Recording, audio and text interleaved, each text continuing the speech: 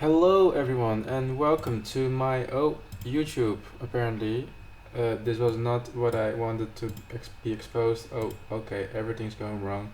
Here we go. This is what we wanted.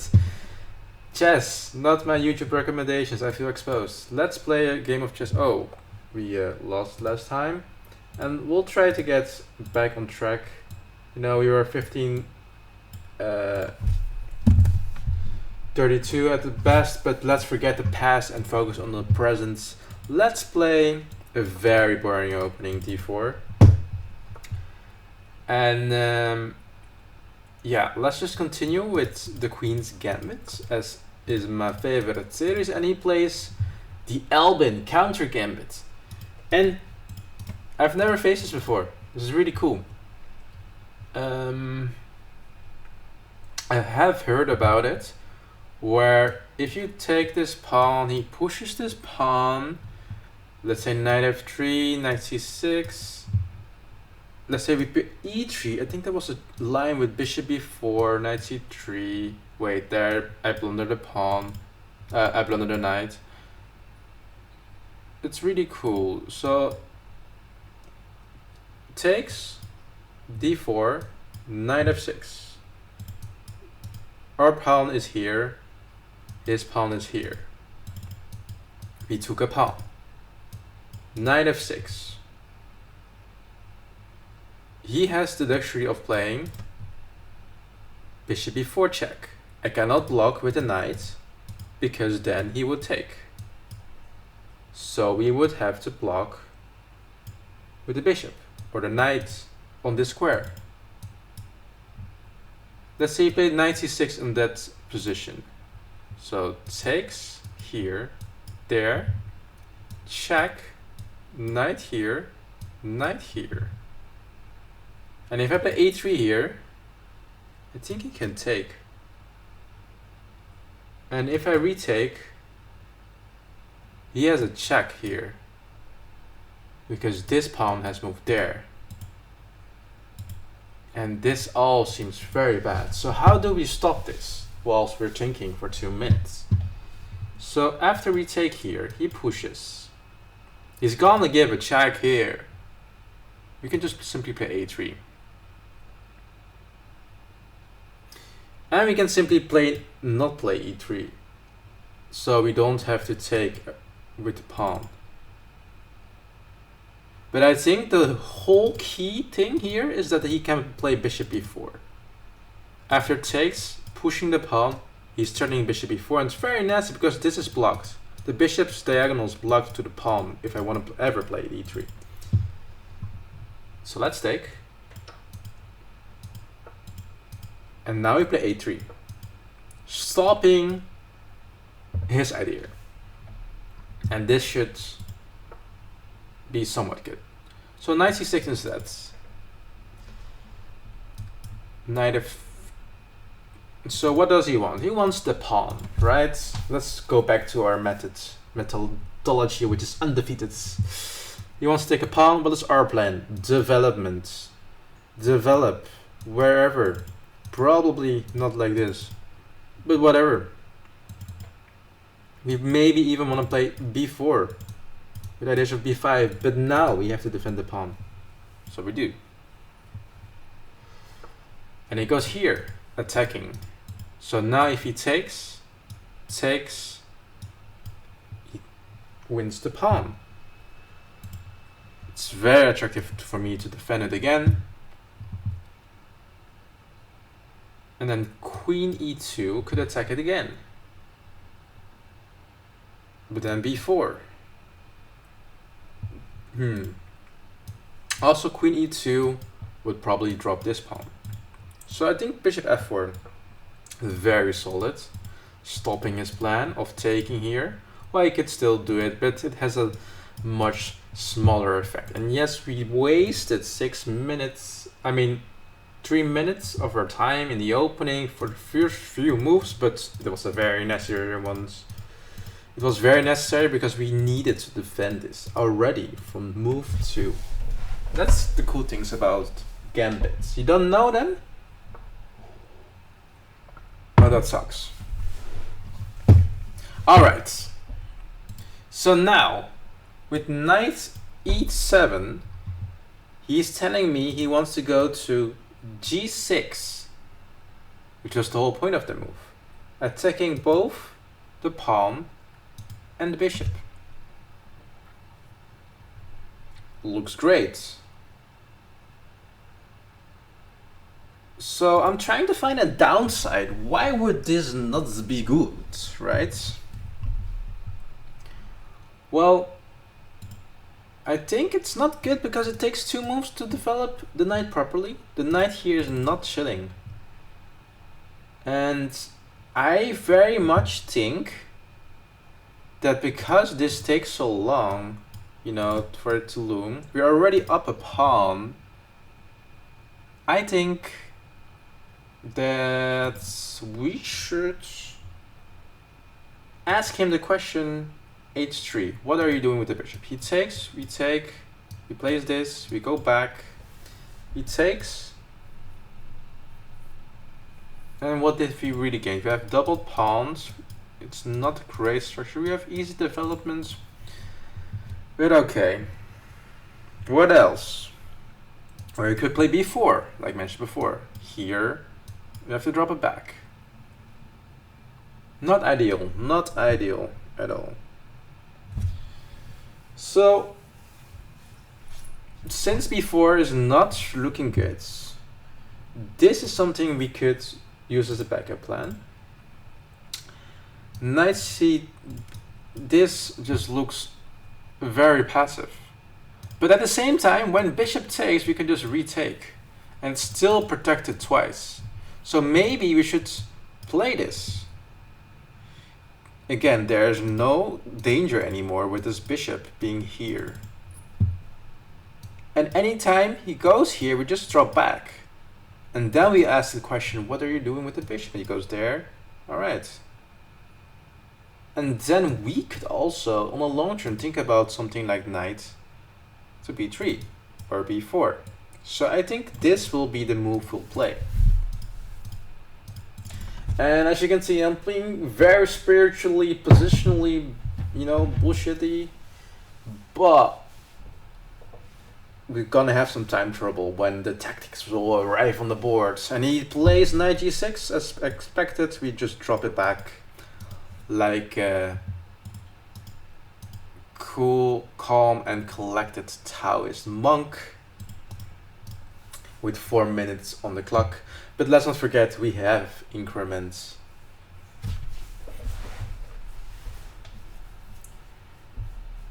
And for some reason, a lot of players in this rating range like to play really fast moves, as does this player.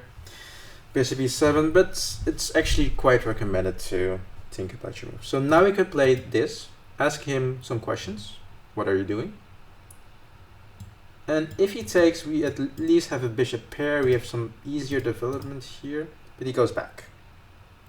And notice how this bishop doesn't have a lot of squares to go to. He could go here and he could take, right? So we could either set a trap with bishop h2, threatening g4, which is very hard to see on this level sometimes, but you know, 1400s have surprised me. Or we could play b4. Or we could play b4. We could play b4. And b4 threatens b5. And after b5 he goes to knight a5. Perhaps. So, yeah. What to do? Again, this is still, these pieces are still tied up at their spot because he's still threatening to go here. If I ever move away, he could take, and he could take twice there, right? The knight on a5 is a bit misplaced. It would be a very positional wise move to grab space on the queen side, and this would be the tricky move. So are we going to go for tricks or positional move? And the right way to answer this is we go for positional move, because that's the way. Is it? Well, this just looks cool, right? We have a lot of space on the queen side. These pawns are not weak. Like this pawn is protected by this one, and this pawn is protected by the rook, and this one by the knight. Could even go c5 at some point. You know, it's not looking bad. And worst comes to worst, we are gonna play bishop h2, and not because we have to trick g4, but that's more because I don't want to play e3 because I'm a scaredy cat. I want to play g4 so I can develop my bishop to g2. So he played this, preventing b5, but also giving us more time because he has done this in response to our move to play bishop h2. And now we will move a little bit faster because we are low on time, but we have a plan. We have g4, bishop g2, and we have potentially b5 at the right moment. So he plays b5, attacking the pawn. And now we have to think, are we going to respond to his attack? There's tension on the board. Or are we just going to play a simple g4, trap the bishop? Let's calculate. After takes, takes, takes, takes. This is still protected 3 times. It's overprotected. The knight is on a better spot than it was. There's an open diagonal on the king which cannot be exposed. So I think in that position we are better. And I don't see any forcing checks, captures, or threats in that position. Let's check again. Here. Maybe he takes here first. Okay, then we take here. So that's not good because we're threatening here.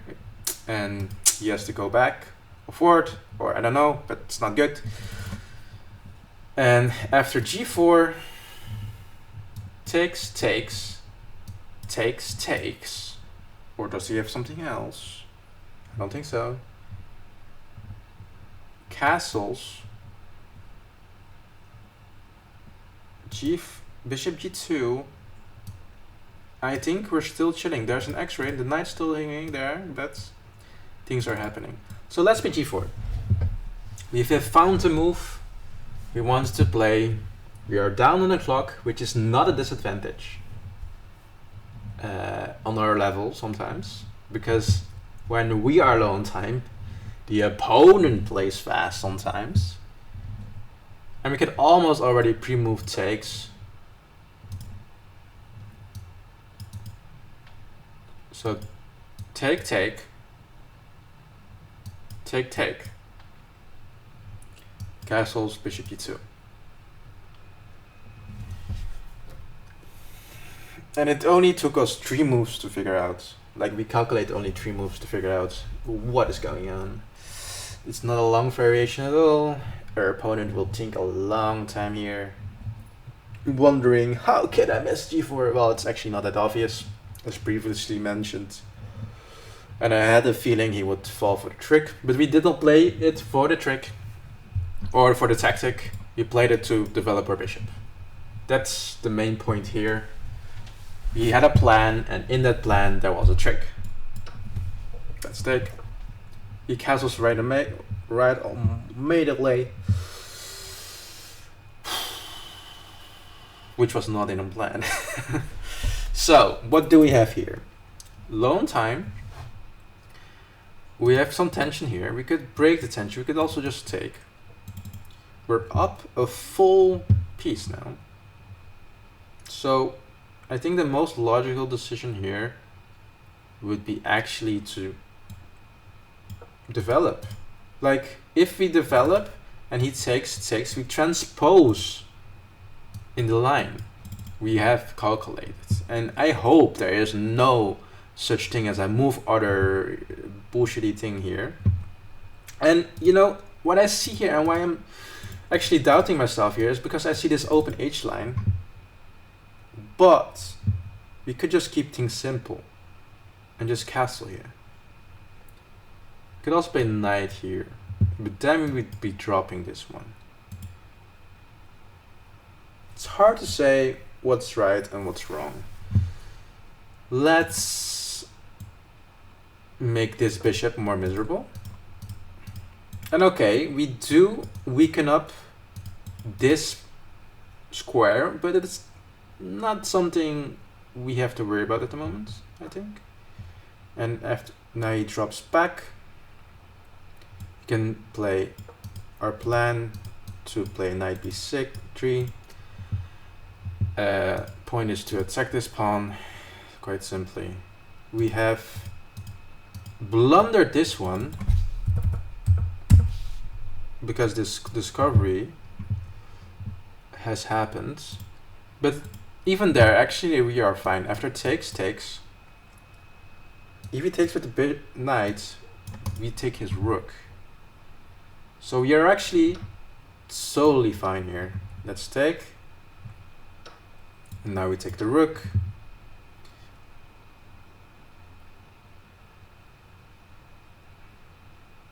And let's not forget that we are also blundering our own rook. So here we castle. And we might castle into an attack. Oops. That's not so good. So after knight takes, queen takes, does he have anything juicy? This I did not calculate properly. So let's first play this just to stop any weird shenanigans here. So we're still up a piece, we're still chilling, but not as much as we were before. So after takes, we're still probably better. We still have a 5. Well, what is the advantage we have here? Not much. Looking at the position, not much. Most important thing here is to not panic. We see the queen. We are still up a piece. The queen is not really doing anything here. Let's just take this pawn. I don't see why not. I probably should see why not, but you know, life can be very horrible sometimes. You could just play queen c8 and here. That's a massive threat. My king safety is bad. It's bad. Look at this rook. Oh my.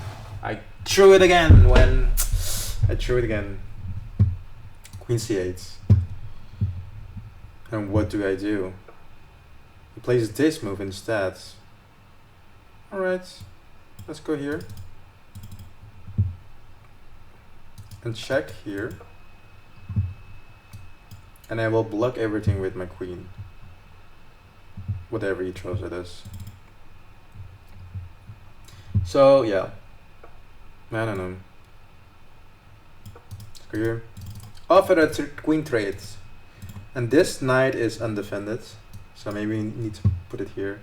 This bishop is undefended. Oh, let's go here.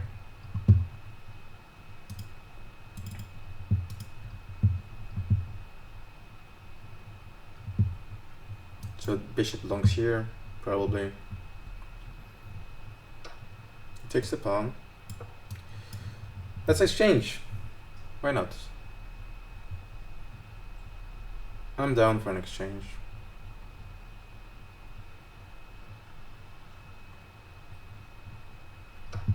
Takes. And we have a plan now to promote. He has to react to it, which he does. And yeah, we went on to win. Why? Because he had to play something like rook d8 here. After d7 he has to defend the threats, and he didn't. So yeah, a bit lucky here to have survived this horrible sequence of moves, but I'm pretty happy here. So after queen here, check. He cannot go back, so he has to play this. Queen has to be is stopped by this. There's actually an interference which he cannot do anything about. He has played this, and then we have checkmate there. So, but we have to check these back moves here, like very important in these open, super open positions. Check for back moves. We checked it. Like if this knight was not here, he had something like Queen G7 blocking mates, you know, and this in this position it's okay, but in other positions it's not so good. So yeah, we definitely a game with some mistakes. Let's analyze the game. Happy with the result, of course.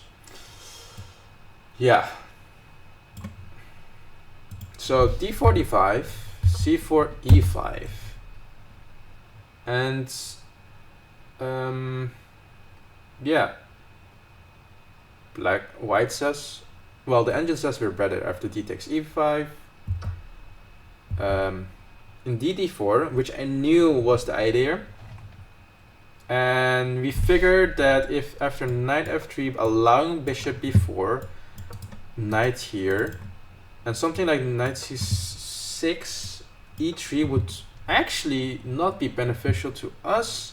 After takes, there's queen f6 check, which I actually miscalculated because the knight can just take.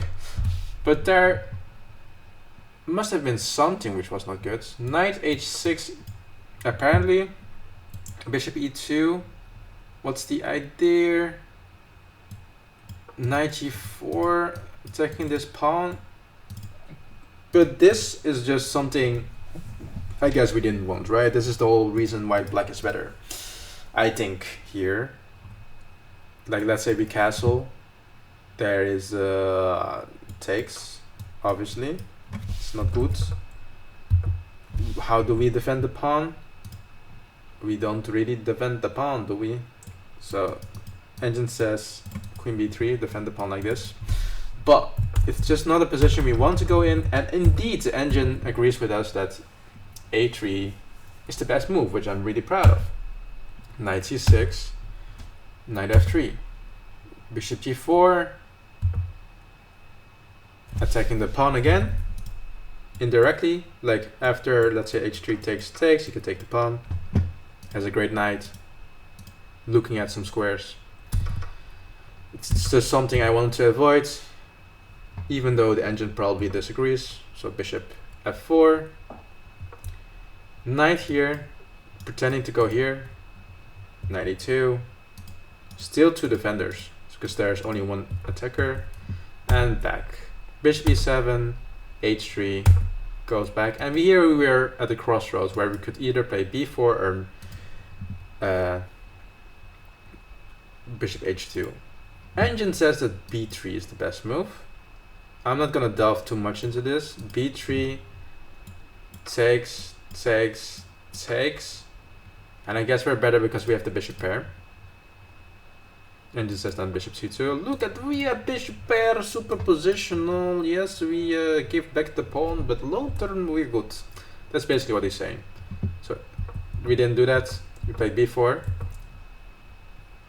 I have a slow computer. a6. He's getting scared here. You can already sense, oh, I have to react to my opponent, so he's getting scared. Bishop h2. By the way, best move. And after b4, I think we're winning. After g4, this was not what we were planning to do, obviously. But now I just realize that this probably was something we should have played earlier. The right way to go here for black is that to realize that I'm threatening g4 and to take the knight, so there's no problem anymore. Probably still. After castle we play something like this or this. I'm not sure. Engine disagrees. He says keep the bishop as it is. When do we do it then? Let's say he plays, it's actually not so easy for black to play. Let's say he plays queen here. Rook d1, we still are waiting for this bishop to develop. We just don't care. Okay. Engine is king here. Queen f5. Now maybe g4. Yes. Now I'm happy. And back to e6 probably, and then bishop g2. Please tell me it's bishop g2. Yes, we can develop. Okay. But g4 immediately, and we basically win on the spot. Well, we don't, because time pressure. So bishop g2, rook e1. Very smart to actually do some kind of discovery here. So after this, he's attacking this 3 times, and I totally missed this, by the way. So I do play the best move unconsciously. He takes, we take, knight takes, and here I go for a bishop attacks, which was inaccurate for sure.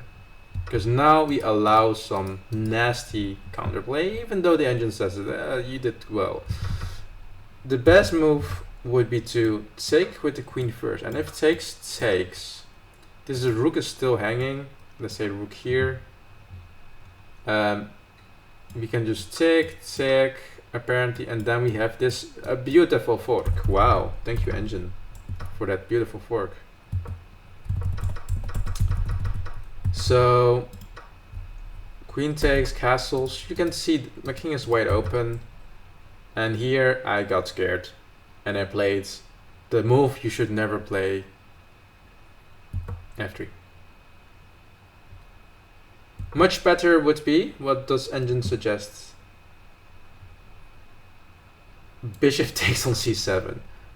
Of course, because you are totally fine with the rook coming in, because you just play knight here and then the rook comes here, and then you're just like, you know, I'm just gonna scoot back, and you're totally not worried about h4.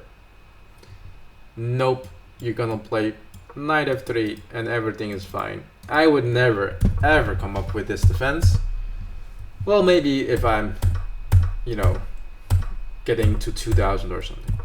But yeah, we allowed him, we played the worst move probably on the board. We allowed him to fork us, and after rook takes, look at how miserable we are looking. The only reason we are not doing as badly as we think is because we are up a piece. So after bishop takes, I thought we would just be flat out losing after queen c7. You know, how am I gonna stop this? How? Like, practically speaking, I don't know how to defend this. Like, let's say I play bishop to here. He just goes here. I'm getting mated. So, yeah. Queen f4 here. Queen g4, stopping the mating threat, and the bishop, again, I did miss this, is defending the squares as well from here. You don't need the bishop apparently to be here to defend here, you know? He's still controlling the square. That's crazy. And black has nothing here actually. Wow. Even though this looks so good, black has nothing here. And after the trade, I think this is just winning. And also the question becomes, how do we win this? This is a very long analysis, I'm sorry. Let's say he goes for this pawn. How do we stop that pawn? Whoa, okay, so I was thinking about it, how to stop it. You can't stop it. And you suggest to push the pawn. And after takes, you put a knight probably. No. You just ignore the fact that your knight is hanging because you are about to promote. And you can't stop it. Wow. That's crazy. And it makes sense. Because in the end game, the only pawn, the thing you want to do is promote, you know, long term. And how you do it is to win pawns, and then you push pawns, and you promote, and you queen, and you win again. The only pawn that has any oversight on doing it is this pawn. And it's so simple. So simple. But of course I miss it. But it's very instructive. So rook here, allowing the check. I'm still better here. It's funny. Knight g2, and this is the whole reason why you think, by the way. Queen here, threatening some checks. So I go here prematurely to stop his idea and allow queen trade. Forgetting about the knight. Oops. But now he thinks I'm attacking the knight. Okay, that's kind of hilarious. He takes the pawn. We'll play bishop d6. So everything is protected for the moment. And after takes, we promote. Very nice stuff here. And mate. So how was the game? Yeah, very instructive. I learned a lot, even though I won. I think this is very instructive. Don't play f3. Promote your pawns, which are, gonna promote. Which we did. But there were very nice variations in the endgame, if it would ever happen.